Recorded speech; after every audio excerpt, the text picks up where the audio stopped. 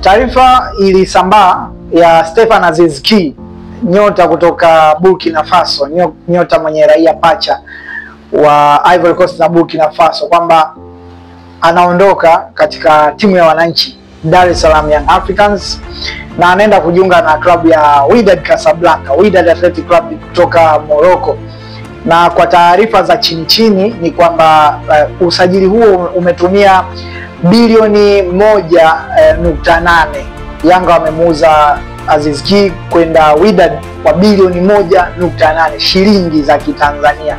Ni pesa nyingi sana kwa Tanzania kwa usajili wa miaka ya karibuni. Sidhani kama kuna mchezaji wa Kitanzania ambaye ametoka katika ligi ya Tanzania ameuzwa katika timu nyingine kwa thamani hiyo ya pesa. Kwa hiyo ni pesa kubwa ambayo biashara nzuri ambayo Yanga wamefanya na Wydad. Lakini inaonekana kwa Yanga wenyewe mashabiki hawana pressure, inaonekana hawana wasiwasi kutokana na kuondoka kwa Stefan Aziz Ki. Kwa nini? Kutokana na kwamba tayari kwanza Yanga tayari walishaonyesha kwamba ni timu ambayo ina options nyingi, ina machaguo mengi. Kuna kipindi Stefan Aziz Ki naye hakuwa kwenye form yake msimu huu, lakini bado kuna watu wali step up. Namzungumzia Pacome Zouzoua na Maxi Nzingeli, pia Nzingeli haswa, hawa ndio wali step up na kuipa timu matokeo pale ambapo hata Aziz Ki mwenyewe hakuwa kwenye form, haswa mwanzoni mwa msimu huu. Lakini pia hata ambapo Aziz Ki alikuwa majeruhi, hata Clement Mzize, hata Pacome Zouzoua katika ile engine room, wale watu watatu nyuma ya mshambuliaji wali step up na kuweza kuipa timu matokeo. Kwa hiyo hiyo imewafanya Yanga pia wasiwe na wasiwasi sana. Haswa jambo lingine ni kutokana kwamba pia rekodi zinaonyesha walipoondoka mastaa kadhaa pale Yanga bado timu imefanya vizuri. Kwa mfano aliondoka Fiston Kalala Mayele ambaye alikuwa ni striker tegemeo sana pale Yanga na ilionekana kwamba timu ingeyumba katika kupata magoli, lakini watu wali step up, kina Mzize na wengineo wali step up na pengo la Mayele halijaonekana. Timu imeendelea kuchukua makombe na timu imeendelea kufanya vizuri. Ukija kwa Faisal Salum Abdalla Feitoto ambaye alikuwa kiungo tegemezi alipoondoka na kwenda Azam, lakini pia unaweza ukaona kina Aziz Ki, kina Mudathir Yahya wameweza ku step up na timu imeendelea kuwa na consistency. Kwa hiyo inawapa imani mashabiki wa Yanga kwamba anapoondoka mtu kuna mtu mwingine atakuja ata step up na timu haitayumba. Kwa hiyo wana imani pia Aziz Ki anaondoka, kuna mchezaji mwingine anakuja. Na habari za ndani ni kwamba Yanga wapo katika mazungumzo na Faisal Salum Feitoto. Of course Feitoto anawindwa na vilabu mbalimbali, anawindwa na Simba, anawindwa na Yanga, anawindwa na Kaizer Chiefs ya South Africa, anawindwa na vilabu mbalimbali Afrika.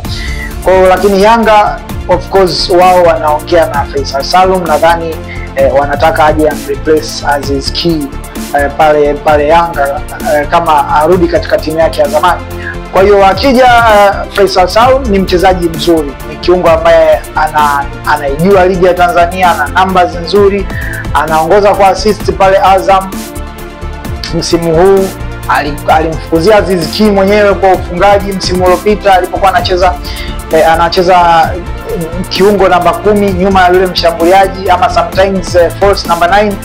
Lakini msimu huu amerudishwa nyuma kidogo, majukumu yake uwanjani, ameongoza kwa assists ama kuchangia mabao kwenye ligi kuu ya soka NBC kwa gap kubwa sana, na assists zaidi ya 14. Nadhani ni namba kubwa sana kwa wachezaji wetu katika ligi hii. Kwa hiyo hicho ndio kinachowapa moyo mashabiki wa Yanga. Lakini Aziz Ki anakwenda Wydad na sababu kubwa ni anataka kucheza fainali za vilabu vya soka duniani, mashindano ambayo yanatarajiwa kufanyika kuanzia Juni 15, na Wydad ni washiriki katika michuano hiyo. Lakini kidokezo, ukiachana na Aziz Ki kuwa moja ya sajili zenye gari zaidi Tanzania, nataka nikupe sajili gari zaidi duniani, nikupe 5 hivi ambazo labda unazijua lakini nakujuza zaidi, lakini kama uzijui nataka nikufahamishe. Namba 1 Neymar Jr anaongoza, ndio usajili ghali zaidi katika historia hapa duniani, na nitaziweka hizi kwa mfumo wa euro, hela za euro ambazo zinatumika Ulaya. Euro milioni 222 zilitumika kumngoa Neymar kutoka Barcelona kwenda PSG msimu wa 2017-2018. Namba 2 ni Kylian Mbappe, mshambuliaji wa Real Madrid kwa sasa hivi, mshambuliaji wa Kifaransa. Yeye alitoka Monaco kwenda Paris Saint-Germain kwa euro milioni 150 msimu wa 2018-19. Hiyo ndio sajili namba 2 ghali zaidi duniani. Lakini sajili namba 3 ghali zaidi ni Philippe Coutinho, kiungo mshambuliaji raia wa Brazil, ambaye yeye Coutinho alitoka Liverpool akaenda Barcelona kwa euro milioni 135.